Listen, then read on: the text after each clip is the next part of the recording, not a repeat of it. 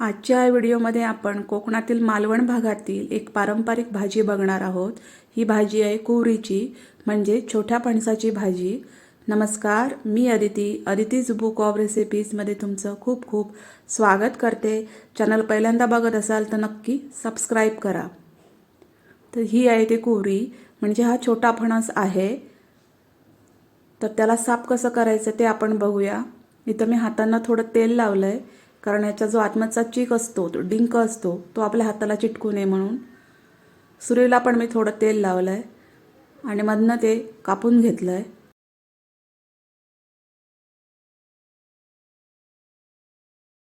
हे बघा, त्याच्या आतमध्ये जे पांढरं दूध निघतंय तो त्याचा चीक असतो, तो चिकट असतो। आता परत ह्या अर्ध्या भागाचा मी परत अर्धा भाग केलाय।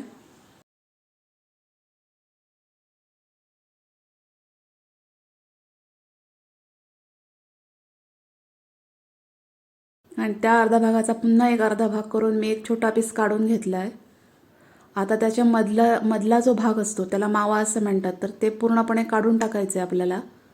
हे बघा, सुरीने असं व्यवस्थित कट करून करून मी ते पूर्ण जो वरचा भाग आहे तो पूर्ण क्लीन केला आहे। आणि जी मागची साल आहे ती पण आपल्याला काढून टाकायची आहे। आणि ह्या दोघांच्या मध्ये जो असतो तो भाग आपल्याला वापरायचा आहे।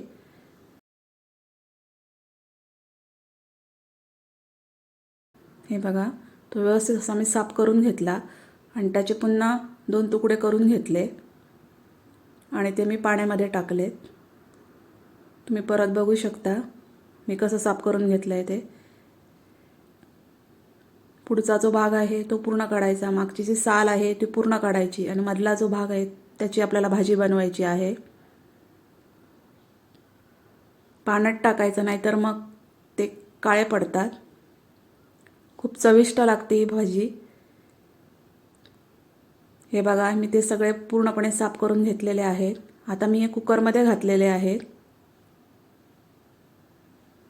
आणि त्याच्यामध्ये मी त्याच्या लेवल एवढंच पाणी घातलेलं आहे। हे बघा, आणि त्याच्यामध्ये मी 1 चमचा मीठ घातलेला आहे आणि आता या कुकरला मी मोठ्या फ्लेमवर 3 शिट्ट्या करून घेतलेल्या आहेत। पौष महिन्यामध्ये ही भाजी खूप छान लागते। ह्या भाजीला एक चव वेगळीच असते। कुकर गार करून घेतलाय। हे बघा, मस्तपैकी ज्या भाजी अशी शिजून आली आहे, ही अशीच खायला सुद्धा छान लागते। आता पूर्णपणे ती भाजी मी त्या पाण्यातून बाहेर काढून घेतली आहे। हे बघा,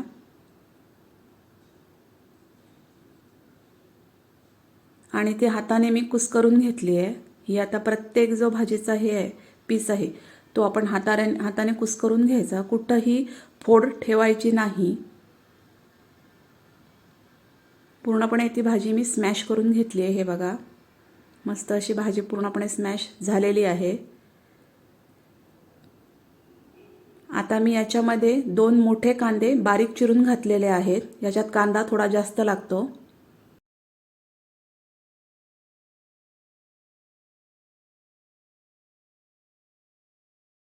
एक चमचा धणा जिरा पावडर घातलेली आहे, ऑप्शनल आहे। 1 पाव चमचा मी हळद घातलेली आहे।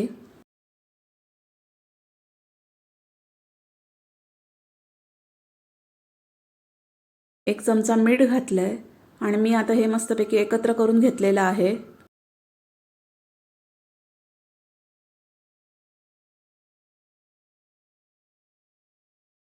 आता कढईमध्ये मी 2 चमचे तेल गरम करून घेतलेलं आहे।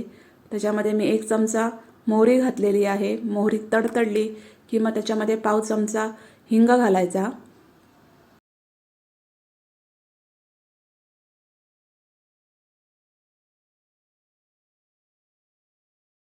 ह्याच्यामध्ये मी 1 लसणीचा पूर्ण कांदा आणि 4 तिखट हिरव्या मिरच्या ह्या मी खलबत्त्यामध्ये कुटून त्याचा ठेचा तयार केलेला आहे तो घातलेला आहे। लसूण पण याला जास्त लागते, तर लसूण पूर्ण अख्खा लसूण मी सोलून त्याच्या पाकळ्या आणि 4 तिखट मिरच्या घालून हा असा ठेचा बनवून घेतलेला आहे. तो तेलामध्ये व्यवस्थित परतवून घ्यायचा. लसूण थोडासा भाजला की नंतर मग त्याच्यामध्ये आपण जे मगाशी मिश्रण एकत्र करून ठेवलं आहे भाजीचं ते घालायचं.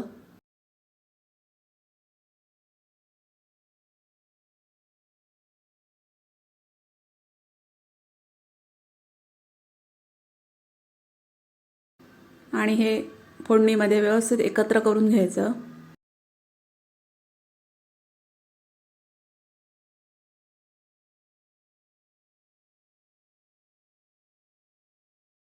आणि याच्यामध्ये थोडं पाणी घालायचं, कारण आपण आता ह्या भाजीला वाफ देणार आहोत.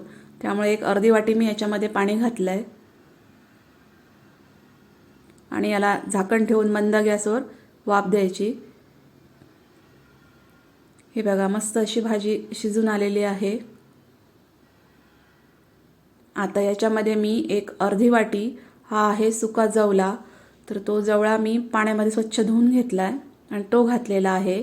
हा पण ऑप्शनल आहे, पण याने पण टेस्ट या भाजीची खूप छान लागते. नाही घातला तरी चालेल.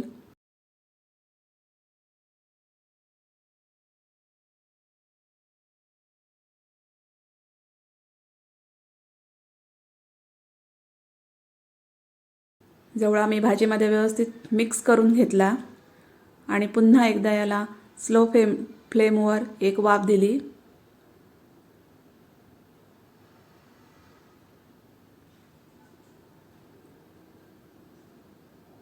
आता याच्यामध्ये मी एक छोटी वाटी भरून हे ओलं खोबरं आहे ते घातलेलं आहे.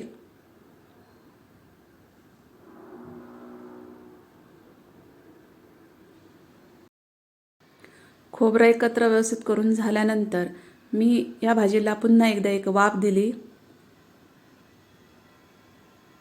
आणि ही बघा, मस्त अशी आपली कुवरीची भाजी तयार झालेली आहे. खूप छान लागते ही भाजी, नक्की एकदा ट्राय करून बघा.